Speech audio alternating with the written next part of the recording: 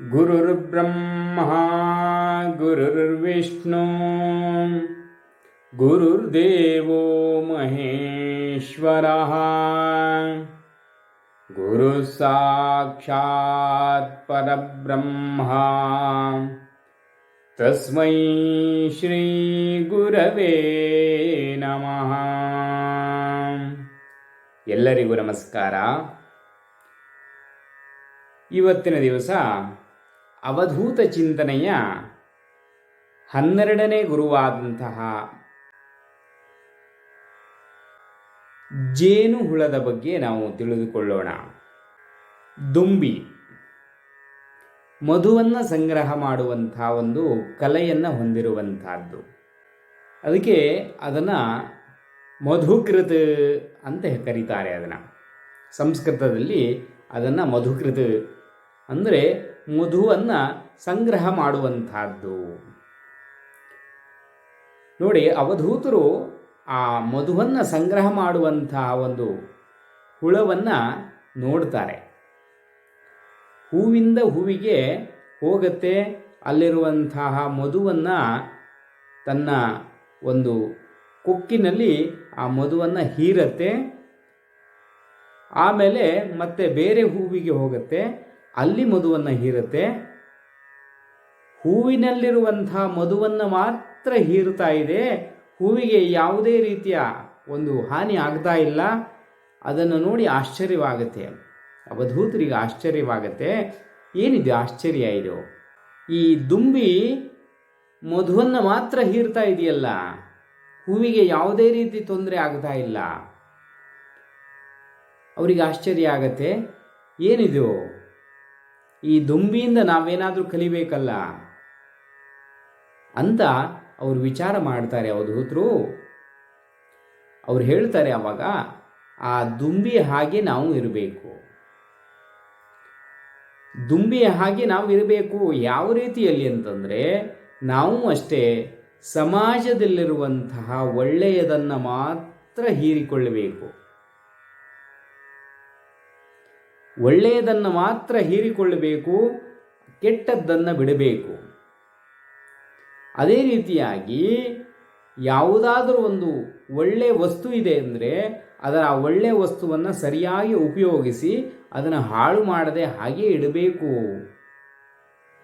ಅಂತ ಆ ದುಂಬಿಯಿಂದ ಕಲಿತೆ ನಾನು ಅಂತ ಹೇಳ್ತಾರೆ ಅವಧೂತರು. ಅದೇ ರೀತಿಯಾಗಿ ಕೆಲವೊಂದು ಗ್ರಂಥಗಳನ್ನು ನಾವು ಅಧ್ಯಯನ ಮಾಡಬೇಕು, ಶಾಸ್ತ್ರಗಳನ್ನು ತಿಳಿದುಕೊಳ್ಳಬೇಕು. ಆ ಗ್ರಂಥಗಳಲ್ಲಿ ಏನಿದೆ ಸಾರಾಂಶವನ್ನುವಂಥದ್ದು, ಆ ಸಾರಾಂಶವನ್ನು ನಾವು ತಿಳಿದುಕೊಳ್ಳಬೇಕು, ಅರ್ಥ ಮಾಡಿಕೊಳ್ಳಬೇಕು. ಆ ದುಂಬಿ ಆ ಹೂವಿಗೆ ಯಾವುದೇ ರೀತಿಯ ಹಾನಿ ಆಗದ ಹಾಗೆ ಅಲ್ಲಿರುವಂತಹ ಸಾರವನ್ನು ಮಾತ್ರ ಹೀರಿತು. ಹಾಗೆಯೇ ಶಾಸ್ತ್ರಕ್ಕೆ ಯಾವುದೇ ಅಪಚಾರ ಆಗದೇ ಇರುವ ರೀತಿಯಲ್ಲಿ ಆ ಶಾಸ್ತ್ರವನ್ನು ನಾವು ಏನು ಮಾಡಬೇಕು ಅಂದರೆ ತಿಳಿದುಕೊಳ್ಳಬೇಕು, ಅದರಲ್ಲಿರುವಂತಹ ಸಾರವನ್ನು ಮಾತ್ರ ತೆಗೆದುಕೊಳ್ಬೇಕು. ಕೆಲವರು ಏನು ಮಾಡ್ತಾರೆ ಅಂದರೆ ಗ್ರಂಥವನ್ನು ಓದುತ್ತಾರೆ, ಆ ಓದಿರುವಂತಹ ಗ್ರಂಥವನ್ನು ಸರಿಯಾಗಿ ಅರ್ಥೈಸಿಕೊಳ್ಳದೆ ಅಲ್ಲಿರುವುದನ್ನೆಲ್ಲ ತಿರುಚಿ ಅಲ್ಲಿರುವುದನ್ನೆಲ್ಲ ತುಂಬ ತುಂಬ ತುಂಬ ಹೊಲಸು ಮಾಡಿಬಿಡ್ತಾರೆ. ಆ ರೀತಿಯಲ್ಲಿ ಮಾಡಬಾರದು. ಗ್ರಂಥಗಳನ್ನು ಸರಿಯಾದ ರೀತಿಯಲ್ಲಿ ಅದರಲ್ಲಿರುವಂಥ ಸಾರಾಂಶವನ್ನು ತೆಗೆದುಕೊಳ್ಳಬೇಕು. ಮತ್ತು ಎಲ್ಲ ಗ್ರಂಥಗಳನ್ನು ಅಧ್ಯಯನ ಮಾಡಬೇಕು. ಎಲ್ಲದರಲ್ಲಿರುವಂತಹ ಸಾರವನ್ನು ನಾವು ತೆಗೆದುಕೊಳ್ಳಬೇಕು.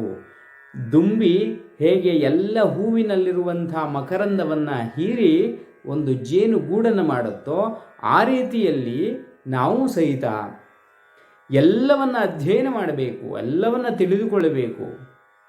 ಎಲ್ಲದರಲ್ಲಿರುವಂತಹ ಸಾರಾಂಶವನ್ನು ನಾವು ತಿಳಿದುಕೊಳ್ಳಬೇಕು. ಯಾವುದೇ ಒಂದು ಗ್ರಂಥಕ್ಕೂ ಸಹಿತ ಹಾನಿಯಾಗಬಾರದು. ಅಂದರೆ ನಾವು ತಿಳಿದುಕೊಂಡುವಂತಹ ಒಂದು ಅದರಲ್ಲಿರುವಂತಹ ಸತ್ವ ಆ ಗ್ರಂಥಕರ್ತನಿಗೆ ಯಾವುದೇ ರೀತಿಯ ತೊಂದರೆ ಆಗಬಾರದು.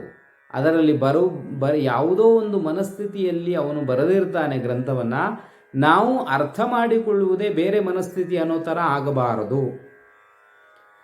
ಅವನ ಮನಸ್ಥಿತಿ ಹೇಗಿದೆಯೋ ಆ ರೀತಿಯಲ್ಲಿ ನಾವು ಅರ್ಥ ಮಾಡಿಕೊಳ್ಳಬೇಕು. ಅದನ್ನು ಗ್ರಂಥಕರ್ತನ ಆ ಮನದಾಳವನ್ನು ನಾವು ಅರ್ಥ ಮಾಡಿಕೊಳ್ಳಬೇಕು. ಅಂದರೆ ಆ ಗ್ರಂಥಕ್ಕೆ ನಾವು ಕೊಡುವಂತಹ ಗೌರವ ಆಗತ್ತೆ.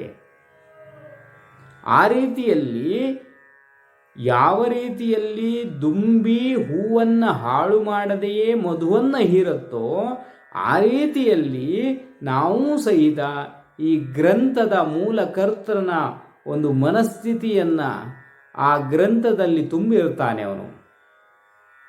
ಅದನ್ನು ಹಾಳು ಮಾಡದೆ ನಾವು ಆ ಗ್ರಂಥದಲ್ಲಿರುವಂಥ ಸಾರವನ್ನು ನಾವು ತೆಗೆಯಬೇಕು ಅಂತ ಅವಧೂತರು ಅದ್ಭುತವಾದಂತಹ ಒಂದು ಚಿಂತನೆಯನ್ನು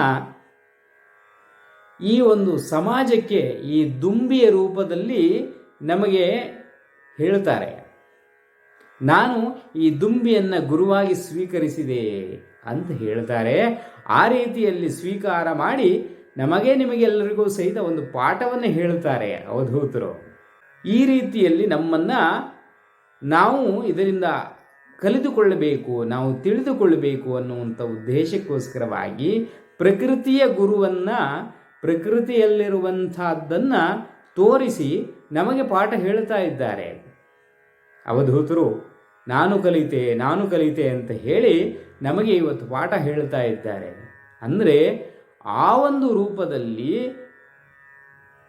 ಆ ಸತ್ವಗಳನ್ನು ನಾವು ಅರ್ಥ ಮಾಡಿಕೊಳ್ಳಲಿ ಅನ್ನುವಂಥ ಉದ್ದೇಶದಿಂದ ಅವಧೂತರು ತಮ್ಮ ಅನುಭವವನ್ನು ನಮ್ಮೊಂದಿಗೆ ಹಂಚಿಕೊಳ್ಳುತ್ತಾ ಇದ್ದಾರೆ. ಆ ರೀತಿಯಲ್ಲಿ ಈ ಒಂದು ಮಧುವನ್ನು ಹೀರಿದಂತಹ ಮಧು ಒಂದು ಯಾವ ರೀತಿ ಒಂದು ಗೂಡಿನಲ್ಲಿ ಸಂಗ್ರಹವಾಗತ್ತೆ. ಆ ಮಧು ಅನ್ನುವಂತಹದ್ದು ಎಲ್ಲ ಹೂವಿನ ಮಕರಂದವೂ ಸಹಿತ ಒಂದೇ ಕಡೆ ಎಲ್ಲವನ್ನು ಸಂಗ್ರಹ ಮಾಡಿರುತ್ತೆ. ಹಾಗೆಯೇ ನಮ್ಮ ಜ್ಞಾನವೂ ಸಹಿತ ಆಗಬೇಕು.